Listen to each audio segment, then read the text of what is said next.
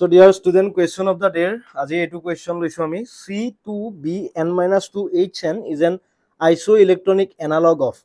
So এটা চোৱা C2 আমি কি বুলি ক'ব পাৰো? C2 কাৰ্বনক আমি কাৰ্বনৰ তাত 4টা ইলেক্ট্ৰন থাকে যদিও কাৰ্বনক আমি কিহেৰে ৰিপ্ৰেজেন্ট কৰিব পাৰো? BH ৰে ৰিপ্ৰেজেন্ট কৰিব পাৰো।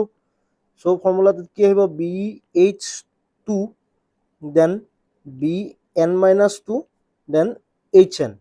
So এইটো চোৱা B ইয়াতে দুটা ইয়াতে n-2 আছে n-2 আৰু 2 সো থাকিব কিমান n আৰু h কি থাকিব n+2 ওকে ধৰিব পাইছা ইয়াতে হাইড্ৰোজেন দুটা ইয়াতে হাইড্ৰোজেন nটা ওকে সো ইয়াৰ পৰা তোমালোকে যদি চোৱা bn h কি আহিব n hn2- হাইড্ৰোজেন দুটা লৈ যোৱা ওকে সো এটো হ'ব তোমালোকৰ ফৰ্মুলা সো ইয়াতে আছে না অপচনত চোৱা অপচনত আমি দেখিছো কোনটো অপচন হৈছে অপচন ডি টু তোমালোকৰ কাৰণে কি হ'ব